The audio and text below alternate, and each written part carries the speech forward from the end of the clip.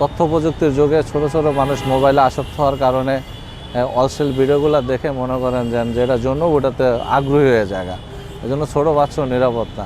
তাই আমাদের প্রতিটা পিতামাতার উচিত তার সন্তানরা কোথায় যায়, কিভাবে চলে, কি করে তার প্রতি বেশি নজর দেওয়া। আমরা নিজেরও অনেকে ইলেকট্রিক ডিভাইসের উপর নির্ভরশীল হয়ে গেছি, বাচ্চাদের খেয়াল রাখি না।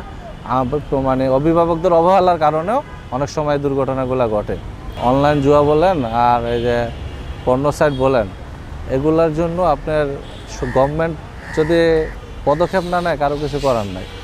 মানুষ সবসময় একটা জিনিস মনে রাখতে হবে যে আমাদের বাঙালি, বিশেষ করে বাঙালি কিন্তু দীর্ঘমেয়াদী ফল খায় না, স্বল্পমেয়াদী ফল খাইতে গিয়ে মনে করেন ভালো কাজ থেকে যায়, ভালো কাজের দিকে আগ্রহ হয় না। এই অনলাইন জুয়াতে অনেক মানুষ দিশেহারা হয়ে গেছে।